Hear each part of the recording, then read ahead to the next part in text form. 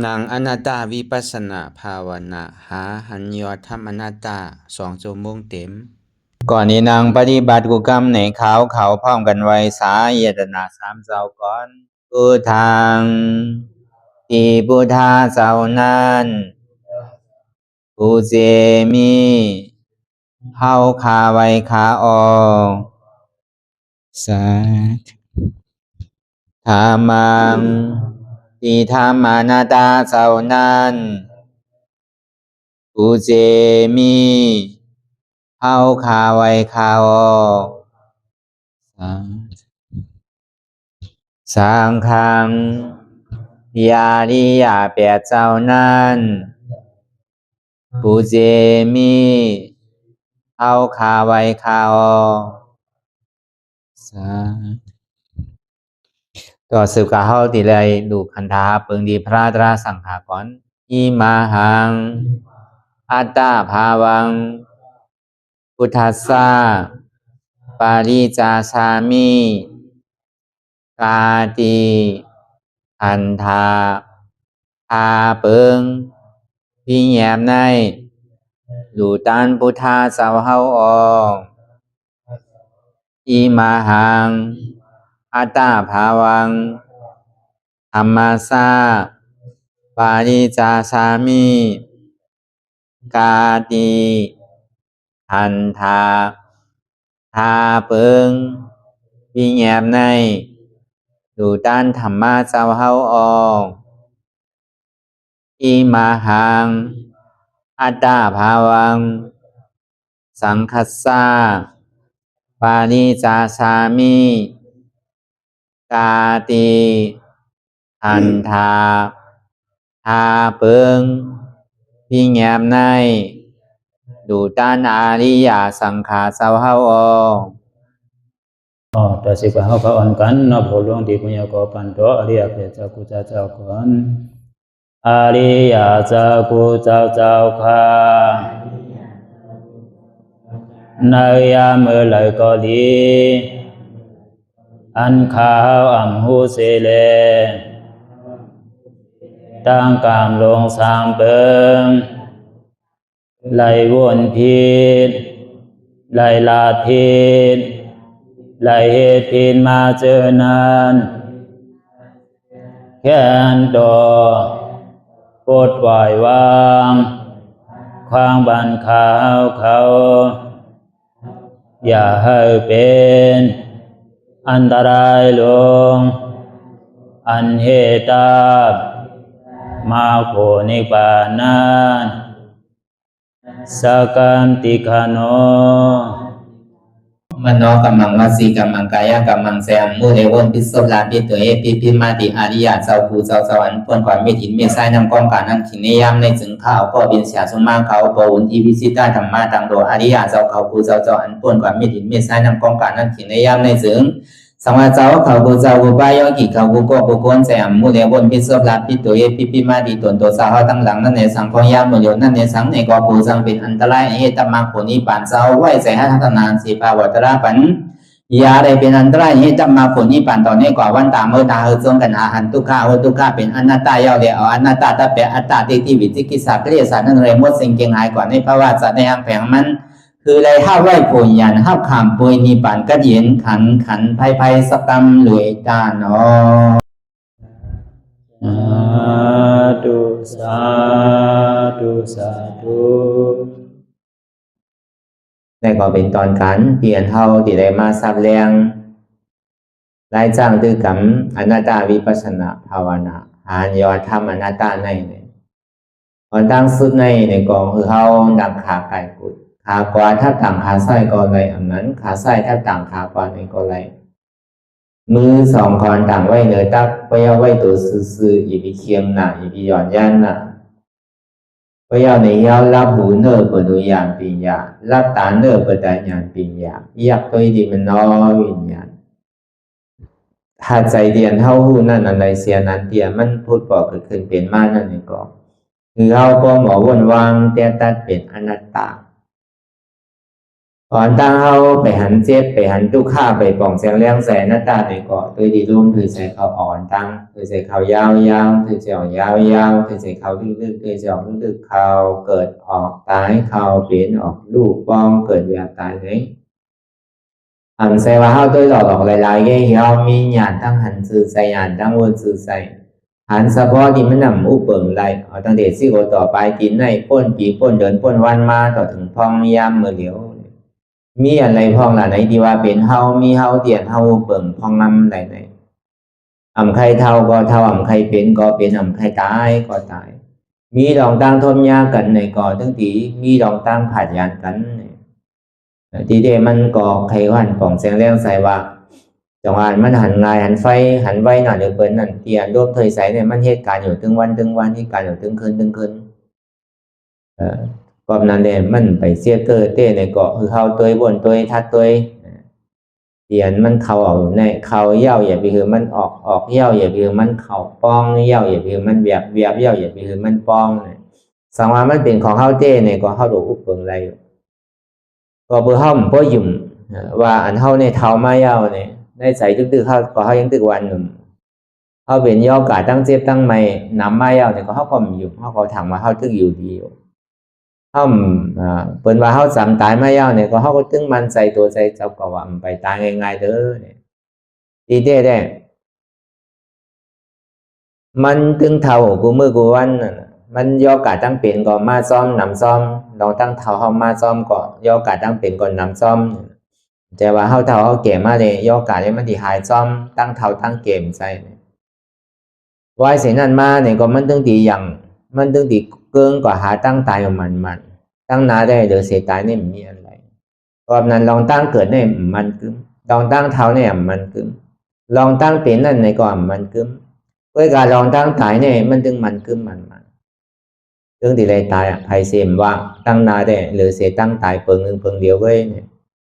เพื่อการก็ยังกำดีว่าเขายังตึงมีลมเทยใส่เขาออกอยู่เนี่ยยังไปตายเด้อเพราะยังตึงมีลมเขาออกอยู่เนี่ย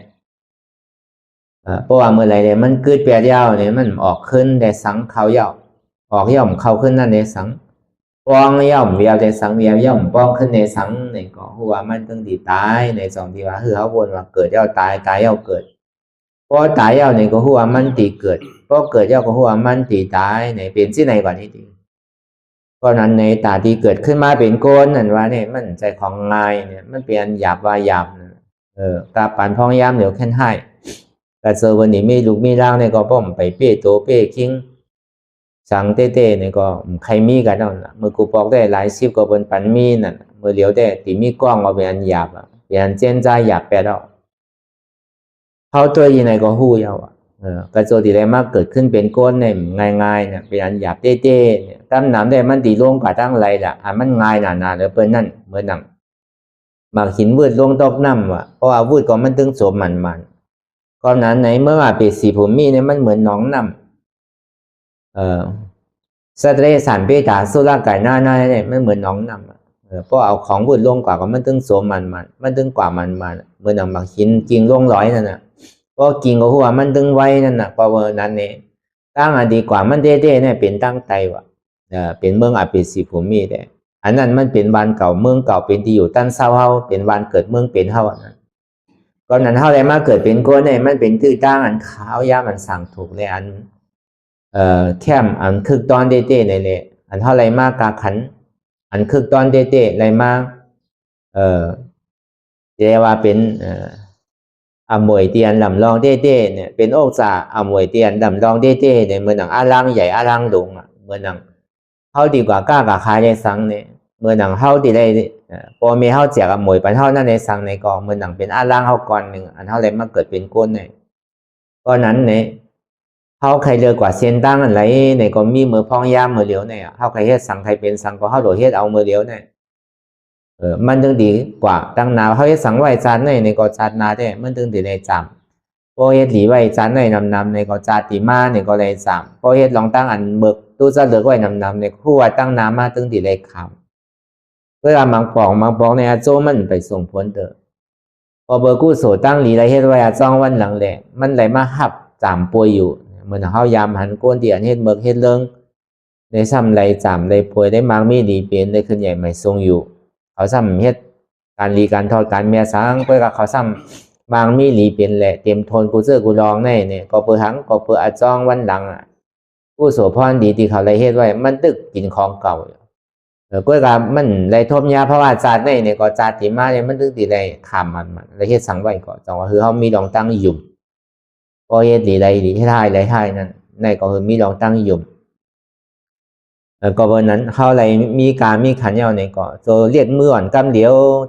เขาเสียขิงเสียข้าวเสียยำวันหนึ่งก็มีการขันวันหนึ่งเสียขิงเสียข้าวเสียยำวงหนึ่งก็มีการขันวงหนึ่งปอกหนึ่งก็มีการขันปอกหนึ่งกำหนึ่งก็มีการขันกำหนึ่งเพราะเขาไว้การขันลองตั้งเตียนเขาที่ห้าจุนโดจุนใจเลยจุนขันดาฮาเปิงในโซแก็บโซข้าวในข้าวดัง2 ชั่วโมงในก่อนเลยว่าเขามีน้ำกัดอันหนึ่งเก่าเขาว่าเขาเลยล่างมาหนังเลยล่างมันติ่มหายหนังเลยเขาติ่มเป็นนีทั้งเขาติ่มถูกนี้ถูกขวาเปิ้ลนีเก่าเนี่ยพอดีสุดนีใหม่เนี่ยติ่มเครื่องปองกันหนังเลยมันติ่มมีล่างเตียนเขาไหลมานั่นติ่มซุ่มดอกส้มไหลหรือเสียนั่นมาเนี่ยก็ซ้ำดีไรน้ำเมียทางเนี่ยอันนี้ก็เขาพอตื่นหูตัวไว้เสียตรงเขาเกิดมาเป็นก้นเนี่ยอย่าไปทางเล็กก็เพื่อเขามีล่างใหญ่เอาอันมังมีหรือเป็นทางดีทางงามแต่อันนั้นมันเป็นกรรมของเขาไว้ดังเก่าเพื่อการเขาเกิดมาเป็นก้นเหมือนกันมีหูมีตามีหูหลังมีซบมีโตมีเอกการลักษณะ32เต็มทนเหมือนกันเนี่ยอันนี้ปองว่ามันเปลี่ยนกันเสียงนะมันมีสูงมีเตี่ยมมันมีผ่านมีมังมีสังเนี่ยมันมีอันไรมันมีผู้ยิ่งผู้ชายสังเนี่ยสองอันเท่าไรมาอยู่นำคันธาเนี่ยแล้วว่ามันเป็นนำต้อนพรดีเป็นอารังใหญ่อารังหลวงเขาเต้ความนั้นแหละนั่นคือแหละพอดีผู้วันป่องแสงแรงใสเนี่ยก็คือเข้าเลยสอกหานด้วยเสียจันทราอำใจว่าโลหะอันเตียนมันมีนำมีโตเตียนมันเหรียญโตแก้บโตข้าวมันเป็นหมันหยาโตแก้บโตข้าวไว้ก้อยการที่มันมีเต้เป็นเต้ในพอผู้วันสัพพอหันเปิงเต้มันเต้ในซึ่งเขาติเลยอมตะเพราะว่าเป็นเมียวหายาเนี่ยก็ยาอมตะก็เป็นหาเมียวหายตนานี่ก็เป็นยตนาเม็ดแก้ว3 เปิงพระราตราสังไขยตนาแก้วเม็ด3 เปิงยตนาเมียวในมันมีไผจังมาหลักมาสนมายามาเก้ามีจังมาหิมมาโมกันยตนาต่างเสื้อต่างรองมีหอมีเฮือนมีนาตีรักฐานอันมีการมีขันในสังมีโอจากโคของเงินคำนำในสังวายมาลูกหลานพิษกันเป็นอามูกันพิษเทงกันมอกันขึ้นนุ่มขึ้นสารพวกคากันแหมกันตายเนี่ยก็เปลี่ยนย้อนมันเพราะวันนั้นยตนาเมียวนั่นอันตั้งนอกนั่นเนี่ยมันดอดเพเนี่ยมันเป็นอย่างสู่อันหนึ่งป้อมหมอหางเฮียนป้อมหมอใจมันเนี่ยก็เป็นงูหายยตนาสั่งถูกมาซักปันเท่าทางนั้นมันดีโกนจองยตนาแก้วเมียเตียนห่อหายอยู่พ่องย่ามเมื่อเดียวไหนมีไผ่จังมาหลักมาสนมีขุนเมืองก็อะไรที่มาเตียงเอาเลยมีเพพื้นเพไพมีไพสวาว่าดีไรมายากเก่าได้มีเพลักก้นสนมีเพลูกเพหลานแต่ที่มาลักมาซิมมาพิษเทงกันได้จังว่าเพเนี่ยมันมีเพน่ะ1เพขุนว่ะ2เพโจรว่ะ3เพสภาวะว่ะ4เพลูกหลานว่ะอันนี้มันถึงดีทบตีญ่ามันเพราะเป็นโอจากโคของอันเฮามีอันเฮาเยถาไว้วันหนึ่งมันนึงตีไรทบไรย่ามันมีภัยตาดีรอดกลางไรเดอเสียหน้าท่าปิ่นที่กาสเทก็ยังไรทบอยู่นำยังมาเอาโทมกว่าเลสังอันเปิ้นละเปิ้นกูเปิ้นยิ้มกับเปิ้นมาส่งเลสังเอาผังไว้ซ้ำผีเขาค่ายตีมันเลสังจะไหนอันนี้ก็มันเป็นไพ่อันนั้นก็ยังจังทบยังย่าอยู่ก็กายตนาที่มันอยู่ในหมักล่ำโหไซเนี่ยมันหายกว่าตั้งไรเมือนหน้าท่าปิ่นที่กาสเทเนี่ยถึงว่าเป็นด่านหน้าเซต้าเนี่ยก็มันตึงกึดพิษมันตึงเสียใจมันก็ตึกมีรองตั้งตุ้มเติร์ดใจมันก็กัดเย็นเฮ็ดการอันตานมันถูกดีเฮ็ดซื้อปุนพรมันถูกดีเฮ็ดซื้อเนี่ยก็มันก็เฮ็ดกับปุนพรมันมีรองตั้งตุ้มเติร์ดใจสังต่อถึงเพียนไปพัดถูได้พอมาลาดมาว่าว่านั่นน่ะเนี่ยนะเฮ็ดพอเป็นด่านไหนตัวรู้เฮ็ดตั้งดีพอเป็นด่านไหนดูตันดูเงยดูเงาตันเงยตันเงาก็เบอร์ผีแล้วนะมันจะเป็นผีมีสาธิตที่นะมันใจเป็นผีสมาธิที่ไปพัดตูเฮินอนาถาปิ่นที่กาสเทนั่นพอดีกึ่งกลางกับลาติมันเนี่ยก็โกมันเข้มเลยมันกับลาดเอาตีก้นเฮินเขานั่นก้นทางเฮียนก นใจอันห่างเฮียนไผ่เงินไผ่ข้ามเขานั่นเมื่อซ้ำเป็นไผ่ล่ะก็เป็นขุนปอเยาคือมันปอเยาอย่าพี่มันดูมันต้านทางเยาอย่าพี่เม็ดการตั้งดีทางเยาเฮ็ดกันได้ก่อมพันบางมีหลีเปลี่ยนสังการดีมังมีหลีเปลี่ยนก็ย่ำมังมีหลีเปลี่ยนไรเนี่ยตัวเงินคำอันเปิ่นกูว่าเปิ่นมาส่งอันที่ฝังไว้ในกอผีพวกเอาค่ายก่อเยาอ่ะอันฝังไว้มังอกจากพวกของดีมีไว้ในเย่ในเฮือนเนี่ยก็นำพวกเอากว่าโมเจ้าเหลือสังเอาอ่ะก็เปิดดูเปิดดีเปิดเดิมโมซิมโมหอมเนี่ยแต่หามันพองรู้เพราะว่ามันตั้นเนี่ยก็มันดีมากมีดีอยู่เนี่ยกับว่าดีคนห่างเฮียนคนปกโคเมโคเขาฮัดลาดว่ะเมื่อจำเป็นภัยอ่ะเนี่ยเป็นคนเป็นผีไปพัดตัวเนี่ย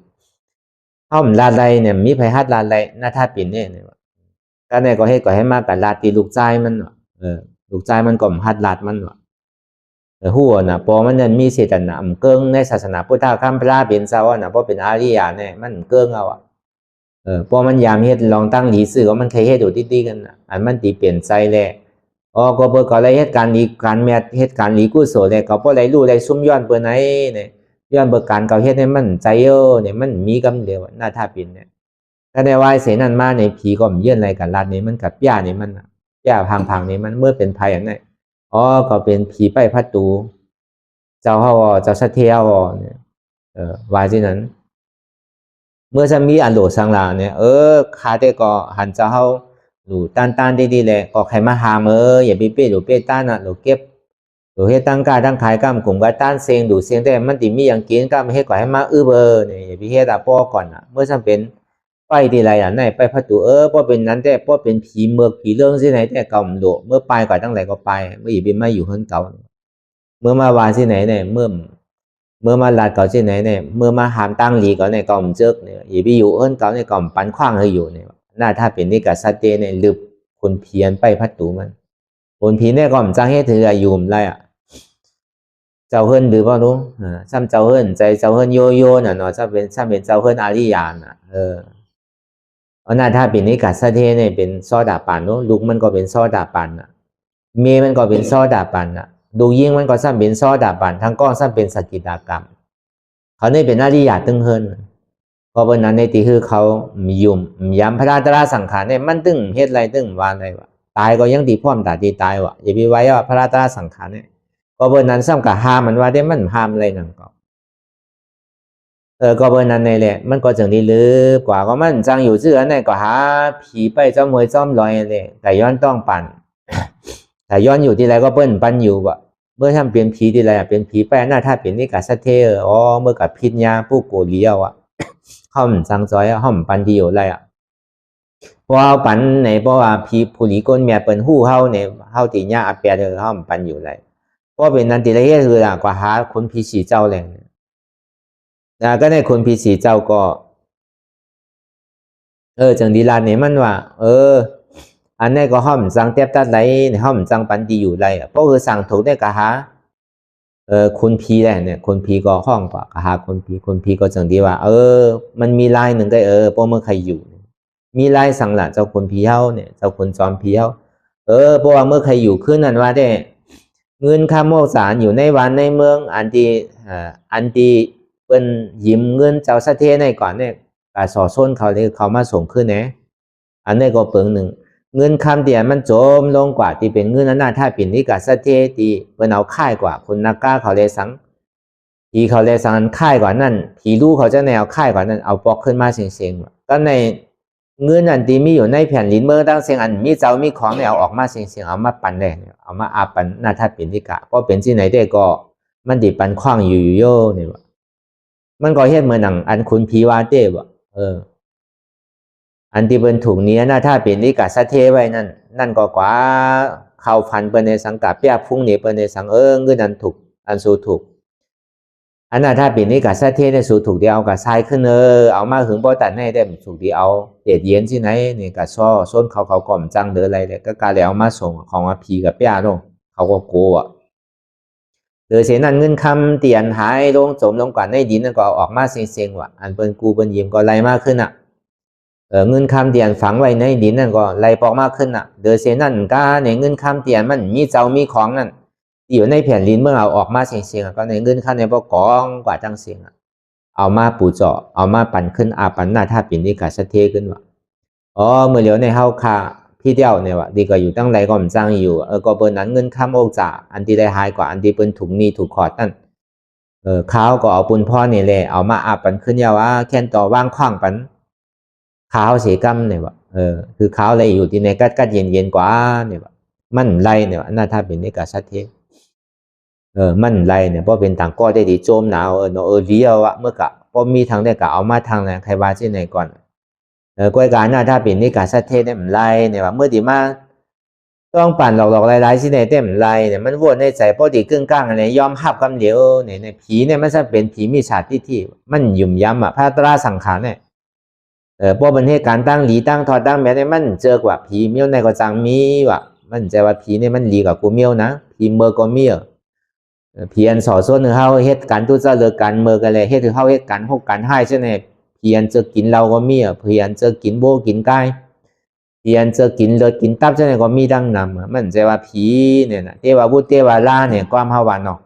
ความตั้งปอดอกคงเนี่ยจะว่าเทวบุตรเทวาลาเนี่ยมันหลีเสียงเทวบุตรเทวาลาอันเมื่อก็มีเทวบุตรเทวาลาอันจะกินเป็ดกินไก่จะกินโบกินไก่ก็มีว่ะเพราะเป็นเมี่ยวนั่นเปิดห้องว่าผีเมือกผีเรื่องผีมีฉาที่ว่ะเพื่อการเทวบุตรเทวาลาอันหยุ่มยำเกิดดิพุทธาพระราเป็นเสาแต่ก็ขำเฮ็ด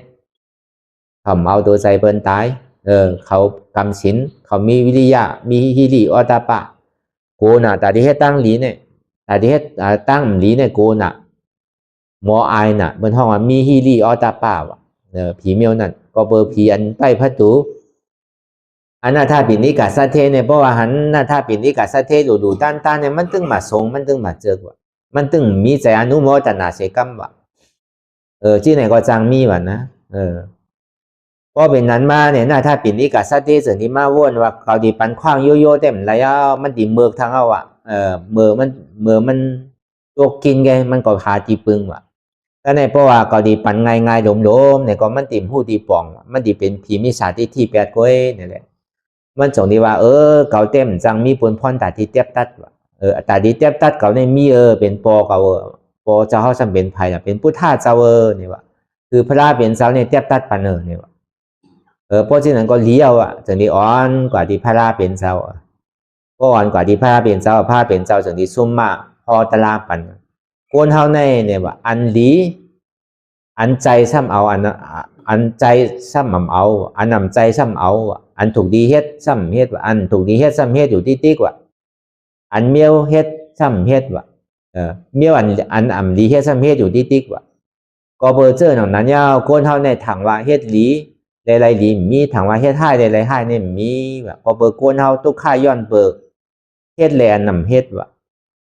ก็เบอร์เฮ็ดหังในเฮ็ดการตู้เจ้าเลิกการเมืองตู้เจ้าเลิกว่นำลีลาดำดีเฮ็ดดำดีก็เปิดว่นำลีลาดำดีเฮ็ดดำดีเลยเฮ็ดเถอะหวยเนี่ยสัตว์ว่าเนี่ยตุกค่าคันใจผมมีเมื่อยาวเมื่อซึ่งเมื่อเสียงก็เปิดหมอเฮ็ดลองตั้งดีว่ะอันใจซ้ำว่าใจอันนำใจซ้ำว่าเอาใจว่ะอันขาวซ้ำว่าเป็นลำอันลำซ้ำว่าเป็นขาวนั่นที่ไหนก็จังมีเนี่ยก็เปิดสังก็เปิดอันไรเป็นอาจ้องเหตุก็เปิดมีสาที่ทำมีอ่ำหันทำใจอ่ำหู้เนี่ยพระเป็นสาวฮอตลาปันผีนังเก่าเพียนไปพัดตูนั่นพระเป็นเจ้าจึงดีลบไปในอาริยสัจจสีตั้งเปิงอาริยสัจจสีตั้งทำเสียนนั่นว่าเลยลองตั้งตุกข้าขันใจเป็นตุกข้าเสียจะพอเปิดความแขกอะไรใครเป็นใครมีรอผ่าต่อสามโมหะหมาหน้าที่เป็นใหญ่หลวงเลยเป็นอาจ้องตุกข้าว่าเลยลองตั้งเสียจ่าตราสีเปิงเอาเนี่ยไหวลบเสียจ่าตราสีเปิงเอาผีนั่นก็ต้องเป็นซอดาปานกว่าก็ต้องเป็นซอดาปานเขาก็เป็นผีอะไรยาวนะกำเนิดหน้าถ้าเป็นอีกาสัตเทก็โตกินเมื่ออาจ้องวันหลังเฮ็ดไว้หนังเก่าก็เปิดนั้นไหวเสียนั่นมาเนี่ยก็ซ้ำไรโอกจากโคของเงินคำมากขึ้นเนี่ยก็ไรทางไรดูต้านต่อถึงอาชากสายใจเจ้าเก่าโพสุดโพเซงก่อนก็อันนี้ก็ในศาสนาพุทธคำพระเป็นเจ้าเฮาเนี่ยก็มันมีไว้นี่แหละจองว่าหัวใจมันเกิ้งเพิ่งกว่าตั้งไรเนี่ยเพราะเป็นอริยะเย้าเนี่ยมันไขเงินคำไขหายกว่าตั้งไรก็เป็นพานกว่าตั้งดีบเนี่ยก็มันก็เกิ้งสั่นคอนสังว่ะจองว่าญาตนาเมียวนั่นเนี่ยมันจังมีอันลักมันจวนไรญาตนาต่างเสื้อต่างรองโอจานเขาฝังไว้ก็ยังหมอหายอันว่านั่นน่ะเปิ้นกูยิ้มกว่าเปิ้นมาชายก็มีนั่นน่ะบางเผาก็โจรมาลักกว่าก็มีบางพอกดู ล่างว่า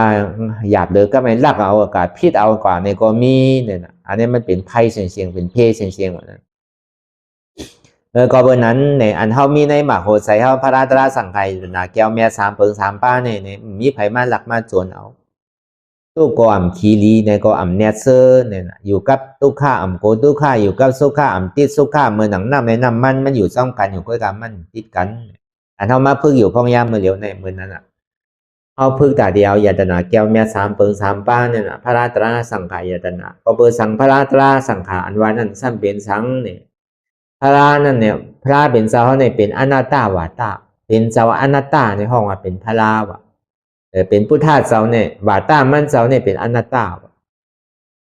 ก็เป็นนั้นเขาหยุ่มย้ำเกลีกพระเป็นเจ้าเนี่ยมันจะหยุ่มย้ำที่อันมันเจ้ามีขุนหางหลีหางเล่าเลยมีเองขาลักษณะ32เต็มทนใจเนี่ยก็เบอร์หยุ่มย้ำเนื้อคอสั่งกั้มสอนที่อันมันเจ้าหมอสั่งบอสอนคือไว้เนี่ยสัตวะนั่นก็ออกป่วนม่วนดอดเอาคอถ้ามันไรสั่งสอนเอาตราเสียจ่าสีเปิงในสั่งสอนวาตาล่อนแกนมันเตะก็เป็นสั่งเป็นอนัตตาวาตาคือปล่อยคือว่างอย่าไปใส่ติดใจจับใจเปลี่ยนเอียงกูเจอกูลองในมันใจของเฮาอย่างนี้เจอลองลูกเฮากล่อมใจของเฮาเตะเมียวกล่อมใจเมียวเตะลูกกล่อมผัวกล่อมใจผัวเฮาเตะโอ้จากโคของเยดนากล่อมใจของเฮาเตะวานเฮามือเฮากล่อมใจของเฮาเตะตอนหนังตัวเฮาในกล่อมใจของเฮาเตะกำนึงสุดมากกว่าตีเลยปล่อยภาพแปรเสียงเนี่ยคืออะไรภาษาตาเป็นอาตาที่เลยวิจิกิสาโหซึกหลงสองตัวในเป็นเงามันพระเป็นสวัสดิ์พระเป็นสาวในเป็นที่ไหนเนี่ยในอันเฮายุ่มยำเลยอันเฮาไวเกอร์หลีเนี่ยเฮาติไรยุ่มว่าคอสังกัมสอนเจ้าในเป็นหือเนี่ยก็เนี่ยอันเฮายุ่มยำทำตารานันนู้ทำตาราปกติคือกวางมันมีอยู่ตั้งเสียงในมีสื่อมีอยู่ตั้งเสียงในมีอยู่84,000เฮงนะใน84,000เฮงเนี่ยมันเป็นอนัตตาเสียงในยุคในสังยุคได้สังวิญญาณได้สังเจตสิกได้สังกันไหนตั้งเสียงเนี่ยก็เป็นอนัตตานั่นก็พอมาหูก็ยุคใจเจตสิก3ตัวเนี่ยในยุคในใจในเจียบเตียนเท่าทบย่ายผมพ่องย่าเมื่อเรียวตั้งแต่ที่ก็ต่อไปเตียนยุคแรงนำตัวเลยใจในขันดาเปิงในตั้งโมตั้งเสียงในพ่ออุโหตั้งโมตั้งเสียงเนี่ยมันเป็นตราเป็นธรรมหมด80,000เสียงในธรรม84,000เสียงเนี่ยมันเป็นอนัตตาเสียงเนี่ยเขาว่าสัพเพธรรมะอนัตตาทำตั้งเสียงเนี่ยเป็นอนัตตาสวรรค์เฮาหยุ่มย้ำเกิดดีตราพระเป็นเจ้าเนี่ยก็เปิดมันเจ้าเฮาเลยลองตั้งอนัตตาคือเฮาพอป่องแจงแรงใส่อนัตตาทำดังเสียงในพอหยอกแก็บมาเนี่ยมีอนัตตาตัวเดียวกันอันเฮาจ้างตื้อกับตรานั่นป่องว่าสังล่ะตราเนี่ยน่ะป่องว่าอนัตตาอันเฮานั่งกรรมฐานอยู่นั่นนั่งหาตรานั่นคือหาอนัตตาก็เปิดอนัตตาเนี่ยมันเป็นเครื่องตาดิภาสัพตะเป็นอัตตาอัตตาเนี่ยมันเป็นเหตุทุกขะอนัตตาซ้ำเป็นเหตุสุขะพอเอาดีย้ำมันว่าเตก็อนัตตาเนี่ยมันเป็นเหตุอาจองของสุขะห้องว่ามากกาเสจะอัตตาซ้ำเป็นเหตุทางเอาอาจองทุกขะห้องว่าตัวสมุทัยเสจะเอาอนัตตาก็เป็นอัตตาว่ามีหัวเกาขาเกามือเกาตัวเกาใจเกาเจ็บเกาอันนั้นเป็นอัตตาอนัตตาซ้ำอ่ำใจหัวเกาอ่ำใจขาเกาอ่ำใจมือเกาอ่ำใจตัวเกาอ่ำใจใจเกาอ่ำใจเจ็บเกามันเป็นอนัตตาก็เพื่อนั้นในแหละพอทำคำสอนตั้งเสียงเนี่ยพอหยอกแก่กว่ามีอนัตตาตัวเดียวเข้าผมพอหลวเอาอย่างน้ำอันนี้จ้าในตุกข้าของมันจึงเป็นการมันอยู่ยาวลองอันมันเป็นดูแหลกลายค่ายกว่าเจ็บแกนวันหนึ่งขิงหนึ่งมันเหมือนกันมังเจ้าก็ซ้ำกัดเย็นอยู่พอไปขึ้นมาซ้ำเป็นเมียวหนึ่งกลางวันมาซ้ำเป็นเมียวหนึ่งกลางขึ้นมาซ้ำเป็นเมียวหนึ่งต่อให้มันนังย่ำเหมือนกันนู้บางปองมันนังเนี่ยก็เจ็บกำเหลียวก็มีบางปองมันนังใครรับใครนอนบางปองมันนังใครข้านไว้ใช่ไหม1 ปอง 1ไหลก็ย่ำเหมือนกันอันนั้นมันบ่เป็นอันนี้จ้ากว่าห้างมันเยาว์นะเป็นอันนั้นมันคือหมู่ห้างมันเยาว์อันเท่าขานใจเหลือใจเจ็บใจน่ะขาเจ็บขาขึ้นขามวยขาแก้นอยู่เนี่ยมันเป็นทุกข้าเป็นห้างมันอยู่เยาว์แต่ว่าอันนี้จ้าเลยทุกข้าเนี่ยมันตึงเหตุการณ์อยู่ตึงวันแต่ว่าอันนี้จ้าเลยทุกข้าวันนี้มันเป็นตัวทุกข้าเสียจากไว้หนังเก่ามันใจเป็นเหตุเตะจ้องเหตุเต็มใจมันเป็นตัวทุกข้าเสียจากไว้หนังเก่าอันนี้จ้าเลยทุกข้าเนี่ยเป็นทุกข้าเสียจากกวยกาจ้องทุกข้าเสียจากเนี่ยเอามาเป็นของมันเอามายึดยับกับมันว่าเป็นนี่จ้าเป็นสุขข้าเขาใครมันกึมเขาใครมันเป็นสุขข้าเพราะเมื่อไรเขาใครมันกึมใครเอามาเป็นของเขาก่อเหตุให้เกิดตีนันกำเดียวจ้องนั่นเกิดตีนันกำเดียวกวยกาพอทุกข้ามาเนี่ยเขาสังเกตมันดูใครมันหายไว้ พอสุขามาเนี่ยเคยมันกึ่มเหมือนเคยมันกว่าตั้งเลยในใจเขาเนี่ยเป็นที่นั้นโดยการมันยังเป็นอะไรมันต้องเป็นเฉพาะอนิจจาในทุกข้าหังมันอยู่แล้วแต่ก็การตัดที่ผู้วันเฉพาะว่ามันเป็นอนัตตานั่นเนี่ยเพราะเขามาพึกมาจ้างตื้อกับเขาก่อมหูอะไรนั่นก็อนัตตาวันนั้นก็เป็นนั้นเลยอนัตตาวันนั้นมันเป็นข้อสังกัมสอนของผู้ท่าเจ้าเอาว่าอนัตตาวาตาแต่ว่าอันเขามาพึกว่างว่าอ๋ออนัตตาใจเขามาติโตมาติสังกอมใจเขาอันไหนบอกว่าข้อสังกัมสอนของผู้ท่าเจ้าการในอันเท่ายุ่มย้ำไว้ก็ดีในสังขารนั้นนู้ในสังขารซ้ำมี2เปิงหนังเก่าสังขารปริยัติและสังขารปฏิบัติมี2อันสังขารอันเฮียนเอาปิญญาตั้งหูตั้งบ่อปิฎกา3กองข้อสังกัมสอนของผู้ท่าเจ้านั่นอันใดเป็นร้อนเป็นแก่มันเตะอันใดซ้ำปันแห้งกว่าตั้งไหลในนั้นมันก็มีอยู่นั่นก็เพราะลองตาหน้าเกิดมาเพราะอาจัดปะไหลปันใดมังมีดีเป็นเพราะมีศีลอาสาเข้าดียาวจะไหนเพราะอะไรสมาธิดีกว่าขึ้นเกิดเป็นเมืองสางหลูป้าจะไหนเพราะการมีปัสนาติเลยมักตะลาโผตะลานี่บันตะลานว่าจะไหนก็บอกเอาข้อสังกัมสอนของพุทธาเจ้าในปิฎก3กองอะไรเอามาต่อใครในกันว่าเลยลองโหไหลไม้ไหลอยู่ในสุดไหลวินัยอันไหนอยู่ในอภิธรรมะอันไหนอันนี้ห้องเป็นบุญเจ้าปริยัติบุญเจ้าปฏิวัติในสมัยตัวทบไปเลยจ้างตื้อกรรมมาตัวเจ้าก่อเลยทบเลยย่ามาเยาในนั่นคือเดี๋ยวเปิ้นป้อตีเลยหู้เลยหันจอมตีคอสังกัมสอนของพุทธาเจ้าเนี่ยนี่ป่านนั้นว่านี่มีเตพอเฮ็ดเตก็ไรเตเนี่ยตรงที่เอาความสองไรถอมไรยินไรจ้างตื้อกรรมในไรฮอดจอดถึงกว่าในกาโมฆะเลยสังภาโมฆะเลยสังวิโมฆะเลยสังอวิสาโมฆะเลยสังโมฆะอันใดอันหนึ่งเป็นผู้โกอริยะโสดาปันสกิทากรรมอนาคามยาหันตานั่นเนี่ยสังเนี่ยเป็นห้องของบุญเจ้าปรมัตถ์บุญเจ้าอริยะบุญเจ้าปรมัตถ์เสจานนี่แหละจะเรียกมาจี้สั่งสอนปันคือเฮาเพราะอะไรจ้างตื้อกรรมจอมไม่เลยออกป้นม่นดอจอมเนี่ยอันในห้องว่าสังขาก็เพิ่งอีเดินเสียคอสังกัมสอนของสังขาเขาเจ้านี่แหละทิ้งซิมมาปิฎก3กองนั่นในข้าวตั้ง2-5 ปัก69มาต่อถึงพ้องย่ามเมื่อเหลียวในท่านปิฎก3กองเนี่ยก็ยังตึงมีอยู่ในรูปธรรมในสังในนามธรรมนั่นในก่อนในสมาธิที่สมาสังกัปปะในห้องเป็นนามธรรมเป็นตัวพุทธาอันเสียดอันตั้งดอกให้มันเป็นพุทธาอันเนโตกันนั่งเก่ามันเหลนเนดุกกะอายะสามันเป็นซื้อมันเพชรมอกเกือมันโขมมอกเกือมันเจียมมอกเกือไปหู้เพราะห้องมาจ้างตื้อกรรมตัวในห้องพูดนั่งเก่าก็เบอร์นั้นเนี่ยก็เพื่อห้องปึงอินเดอร์เสพอสั่งกัมสอนของเจ้าสังขาเขาในเลยเขาก็ถึงดีได้หู้หันตาลาเนี่ยย้อนเปิดเขามีตีปึงตีอิงแหละอย่างนั้นเขาติ่มกว่าเส้นตั้งพิษเส้นตั้งเปิงเนี่ยเลยเขาถึงดีได้จ้างตื้อกรรมเมาตาลาเนี่ยเลยเขาเลยถ่อมในยินกว่าเย้าเนี่ยก็เขาก็เลยเฮ็ดจ้างตื้อกรรมจ้อไปเลยอันนี้เขาถึงดีเป็นตีนั้นยุ่มย้ำเกลียดนาเกี่ยวแม่3 เปิง3 ป้าเนี่ยอันนี้เยดนาเนี่ยพอเฮ็ดกว่าเย้าเนี่ยก็เขาก็ดีเกิดขึ้นมาในหมักหัวใจเขาก็เป็นเมียวยาก็ยาอ่ำตายยาอนัตตาเนี่ยบอกว่าอ่ำตายยาตาเนี่ยเป็นตายเกิดตายเกิดตายเกิดมันเป็นที่นั้นก็เพราะนั้นในแหละอันเท่าโดดเดียววนในหันนั่นมันก็มีสังนำหนังเก่าอันเท่าถูกเดียววนคนใครตัวในตัวจิโกต่อไปติ้นในการปรมาธาเสียจากเต้เนี่ยก็คือเท่าตัวตั้งแต่จิโกต่อไปติ้นอันเท่าว่ามาเมื่อเจ้านั้นมีอะไรพองหลานในที่ว่าเป็นเท่ามีเท่าเตียนเท่าเปิ่งพองอำไหลในอ่ำใครมันเจ็บก้นขึ้นมือก็เมยแกนมาเนี่ยใครเจ็บก็เจ็บอ่ำใครแสบก็แสบอ่ำว่าอะไรอ่ำอู้เปิ่งพองอำเหนือมันไหลตัวเนี่ยก็อ่ำใจของเก่าเนาะอนัตตาอันนี้คือเขาพูดตีป่องตัวเนี่ยอ่ำใจของเก่าหาในตัวหาในตัวหันเตียนมันมีตัวอันตัวหมอตัวเสื่อไหนในห้องว่ากายอนุปัสสนาสติปัฏฐานอยากตัวในตัวในห้องว่ากายอนุปัสสนาสติปัฏฐานหันในตัวอ๋อตีเตะขาเจ็บเอวเจ็บหัวเจ็บอันว่านั่นหัวอันว่ามันมีคานว่าเนี่ยมีมืออันว่าเนี่ยมันมีพอมันมีเจ็บมันโดเจ็บโดก้นโดขึ้นก็เปิดมันมีเนี่ยมันจะที่เจ็บก้นขึ้นเมยแกนเนี่ยอ๋อตีเตะมันใจหัวเกาขาเกามือเกาตัวเกาตัวในมันเป็นอนัตตาตัวในก็อ่ำใจเกาอนัตตารูป้าขันธะอนัตตา2มาในอยู่ใจพ้องใจบิววนเลือกวนเลยเป็นดาวมันยิดอยู่หยาบขึ้นขั้นคานใจจ้าใจอ่ำนี้วนตั้งหลังป่องตั้งนากำปยก็อ่ำวนสัง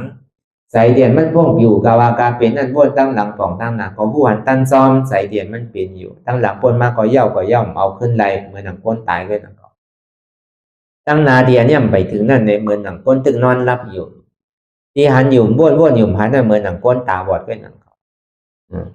ทีเดียมันเนี่ยก็ใครรู้อันป่องแจงแรงใส่ว่าใจเนี่ยก็มันหนำใจของเขามันเป็นอนัตตาวิญญาณขันธะอนัตตาใจเนี่ยก็มันใจของเขารู้ในเป็นอนัตตาหาใจหันในใจหันที่อันมันมีใจใจเนี่ยก็ใจเขาอนัตตาก็ในสามารถในบางขิงบางข้าวบางย่ามเนี่ยก็เปรียบแบบมนๆเสื้อยิ้มโกโก้บางขิงบางข้าวบางย่ามนั่นเนี่ยก็กี่ใจมองใจใจดีใจอุกใจให้ใครห้องใครให้บางขิงบางข้าวบางย่ามนั่นเนี่ยก็ดีโดดจ้าโดดธรรมดาของโลกโลกานั่นมันเจอกันมวลเปลี่ยวเสื้อมันกวนทุกข์อันนำธรรมดาของโลกโลกานั่นทุกข์มันปอมาเนี่ยก็อย่าไปโกสุขาปอมาเนี่ยก็อย่าไปเนี่ยจมเดือดเบี้ยขาปอมาเนี่ยก็อย่าไปฆ่าทุกข์มันปอมาเกือยเพราะธรรมดาของโลกโลกาว่าเนี่ยมันกลัวสุขามันปอมาเนี่ยมันจมเพราะในรอบพุทธลาวาเต้ก็ตุกก็อย่าไปขี้หลีก็อย่าไปเนี่ยเสื้อเตือนตุกก็ขี้หลีก็เสื้อเนี่ยนะอันนี้เขาเพิ่งเห็นอยู่จำทุกข์ก็อย่าไปโกรธทุกข์ก็เพื่อเข้าไปมันก็มันป่นเหมือนเงาเลียนจอมโกนเขาทุกข์นั่นเหมือนเงาเลียนจอมโกนเขากว่าทั้งหลายก็ถามว่าดีป่นมันถึงตีเลียนจอมโกนเขาดีๆเพราะเขาหมอเพิ่งไว้เนี่ยเพราะเขาจำตายมาเป็นยอกาตั้งเป็นมาเขาหมอไว้ว่างใส่ถ้าดีกว่านี้ก็ในก็นาหาตั้งพิษก็ในก็นายเนี่ยเป็นต่อซาดอผ้ามั่วหมันหน้าที่อะไรตั้งกว่าเขาเนี่ยมันดีกว่ามันดีพอวันนั้นพอมาเพิ่งไว้กูเสื้อกูลองเนี่ยเปิ้นก็มีเขาก็มีเขาก็มีเก่าเนี่ยก็แอบใจของเก่ารู้ไหนมันเปลี่ยนหน้าตาอยู่ๆพอใจขาดกว่าได้สังพอตราเกิดขึ้นมานั่นเองสังในก็ขึ้นกว่าตั้งเหนือกำเดียวพอหมอไว้ว่างใส่ในก็ล่วงกว่าตั้งใจที่ไทยที่สนที่หน้าก็เป็นนกย่างหัวจอมหน้าก็เป็นเป็ดเป็นหอยหัวจอมหน้านั่นน่ะพอเกิดใจต่อสามาเขาได้เฮ็ดพิเทศเปิงเฮ็ดอากุโศกการตุจะเลิกเมิกมาปองหนึ่งในสังสองปองเลยสังในก็กระตกหน้าลายนั่นพอก็ใจเขาเปลี่ยนมห้าในก็หู้ที่เอาไหลเตะที่เอาแต่ไหลเป็นตาลาเตะที่เอาไหลเป็นที่ไว้ว่างใส่เตะนี่ก็พอตายได้ลองมห้านี่ก็เป็นสัตว์เดรัจฉานพอตายได้ลองหมาหน้านี่ก็เป็นอสุรกายในสองว่าอันกว่านี่มันง่ายมันไวน่ะก็เปิดพอมันเปลี่ยนมันเจ็บมาเฮาหู้ในตัวในใจเขาเนี่ยใจต่อซาดอผ้ามห้าหมาหน้าเนี่ยมาสิเสียงใจดีใจอุกใจให้ใจลำใจกับใจป้อมดีสีเนี่ยมันมาเสียงเนาะพอมันเสียบมาเฮาก็หันอ่ะพอมาพึ่งไว้ก็มันใจของเก่าอย่างนี้ซื้อลองอีเมลตัวเนี่ยก็ใจเก่าอนัตตาใจเนี่ยก็ใจเก่าอนัตตาเจ็บเนี่ยก็ใจเก่าอนัตตาว่นลองเปิ้นก็มีเปิ้นว่นลองเขาก็มีเขาว่นลองเฮาก็มีเฮาว่นลองเขาก็มีเขาทำมีหันตุกขาทำใจหัวตุกขาเป็นอนัตตาทำมีหันเจ็บทำใจหัวเจ็บเป็นอนัตตาทำมีหันว่าใจหัวเก่าใจขาเก่าใจมือเก่าใจตัวเก่าใจเก่าใจเจ็บเก่าทำใจหัวมันเป็นอนัตตาทำมีหันว่าเจ็บเกียนต้องตอดเนี่ยสานสันไว้โคมไต่ไม้กระดอนแข็งสู้ดุมซาบิอันซึมหยอดเป็นดูทำใจหัวเจ็บเกียนต้องตอดเนี่ยสานสันไว้โคมไต่ไม้กระดอนแข็งสู้ดุมซาบิอันซึมหยอดเป็นดูในเป็นอนัตตาอันนี้ก็เขาวนยาวเข้ายามหึงอย่าไปว่าไพ่ไหนไปว่าเธออันนั้นในสังวนในสังคือมันพอเพียงเพียงกันกว่าวนต่อถึงเจ็บนั่นพอสุดวนต่อถึงตัวข้านั่นพอสุดตัดต่อถึงอัตตานั่นพอตกพูดขาดกว่าอะไรที่มันพูดตัวเกิดขึ้นเปลี่ยนมานั่นเองก็คือเขาพอหมอวนวางแทบตัดเป็นอนัตตาไหล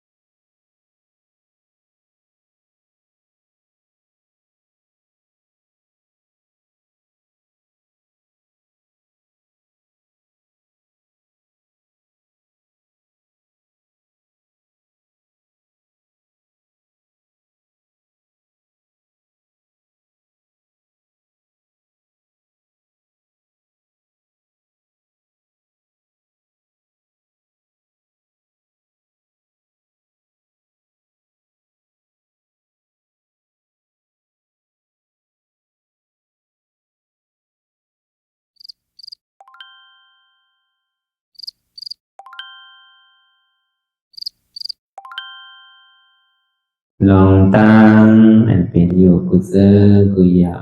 ย้ายข้องคำไว้ที่ใส่หูถอดถอนออกที่ใส่หูมันออกเสียงก่อนสภาวะอะไรก็ดีลองตั้งอะไรก็ดีอันเกิดขึ้นมาที่อยู่ตัวที่ใส่ที่เจี๊ยบสนัดถอดถอนออกที่ใส่หูมันออกเสียงสภาวะยุทธาสีเปิงสนัดเจ็บเทียนโตต่อเนตสั่นไหวโคมไต่ไม่กัดอ่อนแข็งสู้ตุนทรัพยายจึงอย่าเป็นดูสภาวะยุทธาสีเปิงสนัดตีหนังทาดกว่าผู้ซักตีอัตตากว่ายึดว่ามีโตมีใสมีเจ็บสนัดเอาบ่วางเป็นอนัตตาไหลลองแสนพ่อปิวอยู่อันเฮาว่นลึกว่นเลยอยู่เป็นเดิมเป็นลาวอยู่ซึ่งในสาวถอดถอนออกตีใส่หูมันออกเสียงก่อนยอมกึดยอมออกยอมลงอันเฮ็ดให้เฮายินดียินให้เสื่อมอารมณ์เสื่อมถึงใสถึงคอไว้ตีมันยืดไว้ตีมันเป็นทุกขานั้นปวดปล่อยวางออกที่ใส่หูมันออกเสียงก่อนลองเสื้อเป็นทุกข้าเลยลองย้อนถึงใสหลายๆอย่างมันเกิดขึ้นมาตีตัวตีใสตีเจียบสนั่นปวดวางย่อเสียงก่อนก่อยค่ายย้ายลายหนึ่งพื้น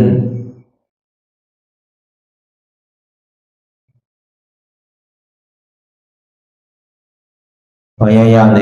ก่อยเปิดตาลืมตาลอยได้เป็นการปฏิบัติธรรมโคตรอายธรรมอันเกิดขึ้นที่โตที่ใสที่เจ็บอันนั้นโคน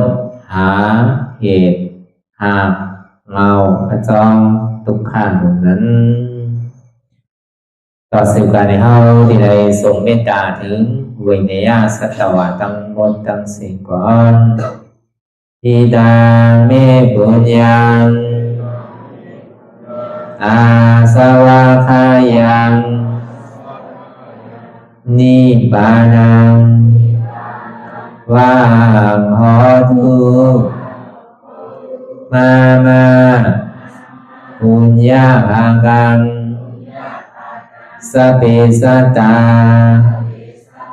สมาลาพันตุอีตังเมปุญญังอันเฮาคาไลมาตือกรรมปฏิบัติวิปัสสนาภาวนาหาอันยอดธรรมอนัตตาในอาสวะคายังเป็นอันถาสัพตัดเปนาสวะสีเบิ่งเสียวแลนิพพานังตีนิพพานันขอดูให้ถึงเสกัมติคามาปุญญาภากัง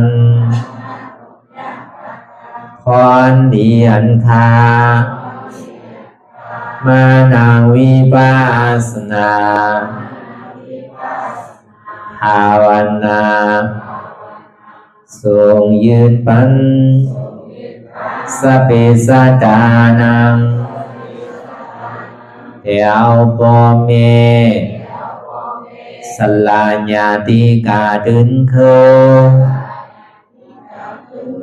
เจอเคได้ก็แล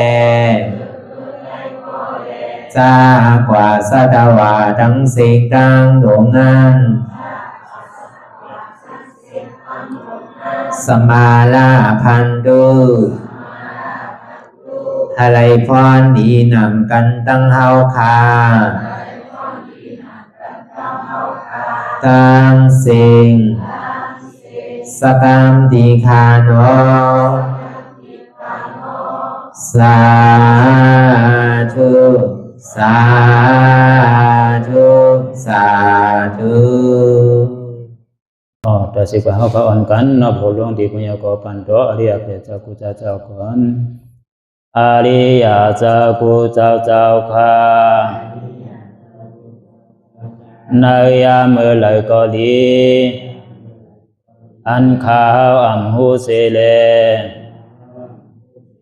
ตั้งกามลงสามเปิงไหลวนพิษไหลลาดพิษไหลเหตุพิษมาเจอนานแค้นดอปดไหววางความบันขาวเขาอย่าให้เป็นอันตรายลงอันเหตุตามาโผนิปานันสกัมติคโนมโนกัมมังวสีกัมมังกายกัมมังแสมมุเรวนพิศลาปิตัวพิมาติอาริยะเจ้าภูเจ้าสวรรค์พ้นความไม่ถินไม่ใช่นำกองการนั่งขินในยามในจึงข้าวก็บินเสียสมาเขาปวุนอีวิสิตาธรรมะตังโดอาริยะเจ้าเขาภูเจ้าสวรรค์พ้นความไม่ถินไม่ใช่นำกองการนั่งขินในยามในจึงสังวาเจ้าเขาภูเจ้าภูปายกิเขาภูก็ภูคนแสมมุเรวนพิศลาปิตัวพิมาติตนตัวสาวตั้งหลังนั่นในสังพยามโยนั่นในสังในก็ภูสังเป็นอันตรายเหตุมาผลนิพพานเจ้าไหวใส่ให้ทัศนานสีภาวตระปัน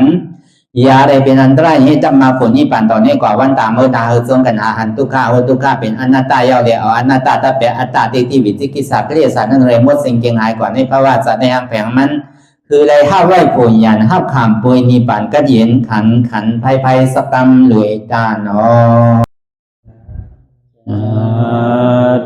สาธุสาธุ